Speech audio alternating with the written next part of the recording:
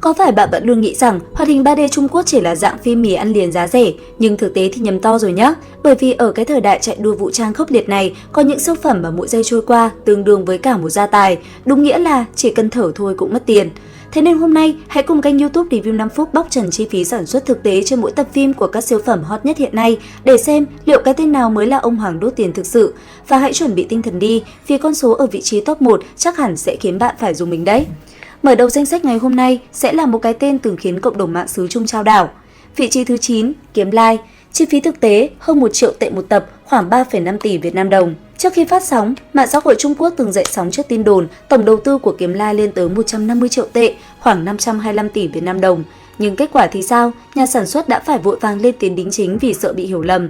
Trong tổng đầu tư thực tế phần 1 thậm chí chưa đến 30 triệu tệ, khoảng 105 tỷ Việt Nam đồng. Thực ra, bí quyết nằm ở chỗ, Kiếm Lai tập trung nhiều vào hội thoại triết lý nên ít cảnh đánh đấm cháy nổ, kết hợp với tài thắt lưng buộc bụng cực đỉnh của nhà chú Mộng Động Họa. Rõ ràng, cứ bắt đánh đấm đi là tiết kiệm được cả đống tiền đúng không nào? Nhưng nếu nghèo mà vẫn muốn làm phim hay thì phải làm thế nào? Hãy nhìn ngay sang vị trí tiếp theo.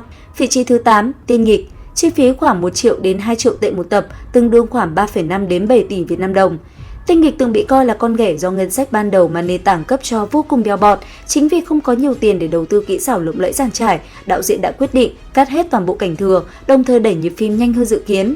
Thế nhưng chính cốt truyện dồn dập cùng những bước ngoặt nghẹo nghẹt thở này lại giúp Tiên Nghịch tạo nên điều kỳ diệu. Tuy nghèo về kinh tế nhưng lại cực kỳ giàu về tư duy làm phim. Câu hỏi đặt ra ở đây là nghèo như Tiên Nghịch mà đã bay mất vài tỷ một tập rồi thì những kẻ ngậm thìa vàng có tiền sẽ còn phá của đến mức nào nữa? Vị trí thứ 7, Gia Thiên. Chi phí trung bình khoảng 1 triệu 350 nghìn tệ một tập, tương đương khoảng 4,7 tỷ Việt Nam đồng. Với tổng ngân sách lên tới 70 triệu tệ, tức là khoảng 245 tỷ Việt Nam đồng cho năm 2 tập, Gia Thiên có mức chi tiêu khá là dư dả. Tuy nhiên, độ chịu chơi của bộ này lại vô cùng kỳ lạ. Thay vì giải đều tiền cho các tập, họ sẵn sàng dồn một cục tiền lớn chỉ để tạo ra những cú flexing cực nặng đô ở những phân cảnh quan trọng. Ví dụ như bạn có biết, riêng phân cảnh kỹ xảo Cửu Long kéo quan huyền thoại ở giai đoạn đầu nghe đồn đã ngốn tới 3 triệu tệ, tương đương 10,5 tỷ đồng, đúng nghĩa là một giây hóa vàng luôn đấy. Vị trí thứ 6, Thôn Phệ Tinh Không. Chi phí trên 1 triệu 500 nghìn tệ một tập, tức là trên 5,2 tỷ đồng. Từ những trận chiến cơ giáp khổng lồ, hành tinh nổ tung cho đến các quái thú tàn phá, có thể nói mỗi khung hình của bộ phim này đều như hiện lên chữ "tôi rất đắt đỏ".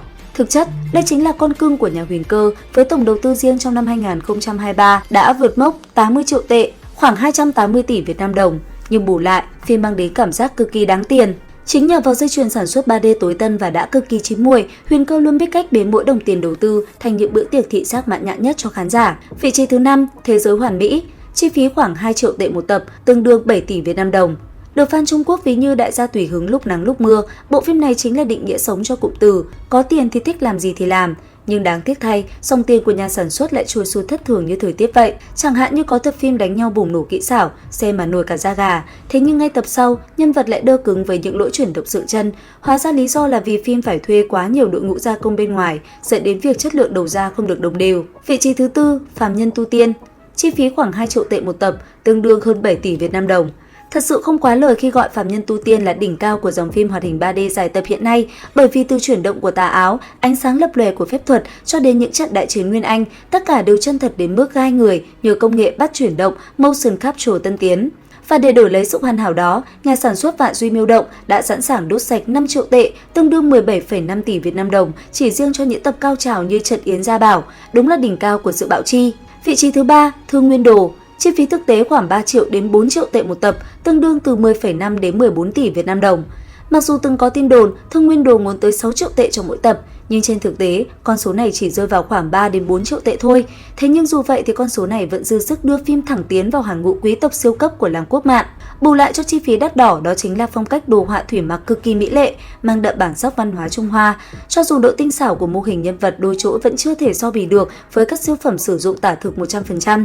Vị trí thứ 2, Quỷ Bí Chi Chủ. Chi phí dự kiến khoảng 5 triệu tệ một tập, tương ứng với gần 18 tỷ Việt Nam đồng. Nãy giờ chúng ta đều nói về các máy ngốn tiền của công nghệ 3D đúng không? Nhưng bạn có biết thể loại nào dù chẳng cần mô hình giả lập vẫn ngốn tiền một cách khủng khiếp hơn gấp bội không? Đó chính là hoạt hình 2D truyền thống và đại diện xuất sắc nhất ở vị trí Á quân chính là Quỷ Bí Chi Chủ. Nhưng vì sao dù chưa hề lên sóng mà dự án này đã có mức giá cắt cổ đến như vậy? Thực ra, câu trả lời chỉ gói gọn trong hai chữ vẽ tay. Khác với 3D có thể tái sử dụng lại các mô hình máy tính có sẵn cho nhiều phân cảnh, hoạt hình 2D yêu cầu các họa sĩ phải đặt bút vẽ thủ công từng chuyển động của từng khung hình một. Với một IP siêu khổng lồ, đòi hỏi bối cảnh rực rỡ và kỳ ảo phong cách Gothic như Quỷ bí chi chủ, thì mỗi tập phim trôi qua là một lần ví của nhà đầu tư phải khóc thét. Và kẻ hủy diệt mọi giới hạn ngân sách, ngôi vương của bảng xếp hạng ngày hôm nay đã gọi tên một siêu phẩm có thể bạn sẽ không ngờ tới. Xin chúc mừng Linh Lung phần 2, chi phí ước tính khoảng 10 triệu tệ một tập, tương đương 35 tỷ Việt Nam đồng. Để mình giải thích cho các bạn dễ tưởng tượng mức độ khủng khiếp của con số 35 tỷ đồng cho một tập phim nhé. Đầu tiên, phim được làm hoàn toàn theo tiêu chuẩn điện ảnh chiếu rạp, tức là lỗ chân lông của nhân vật nhìn rõ mồn một, tóc bay siêu thực. Thứ hai, thời lượng mỗi tập dài tới tận 40 đến 50 phút, gấp đôi hoàn toàn so với các phim thông thường. Chính vì vậy, với độ dài và độ hoàn mỹ vượt bậc đó, mức giá 35 tỷ Việt Nam đồng cho mỗi tập phim là hoàn toàn xứng đáng. Đây không còn là loại hoạt hình giải trí thông thường nữa rồi, mà thực sự là một tác phẩm nghệ thuật xa xỉ. Có thể thấy, cuộc đua vũ trang bằng tiền của hoạt hình Trung Quốc vẫn chưa hề có dấu hiệu dừng lại. Nhưng mà suy cho cùng, kỹ xảo triệu đô dù sao cũng chỉ là lớp áo bên ngoài. Điều thực sự giữ chân khán giả ở lại đến những giây phút cuối cùng vẫn phải là một kịch bản có chiều sâu và cái tâm của người làm phim. Vậy trong số 9 máy ngốn tiền kể trên, bạn thấy bộ phim nào là đáng đồng tiền bát gạo nhất? Hãy để lại bình luận phía dưới cho mình biết nhé! Đừng quên bấm like và đăng ký kênh để ủng hộ review 5 phút. Bây giờ thì xin chào và hẹn gặp lại!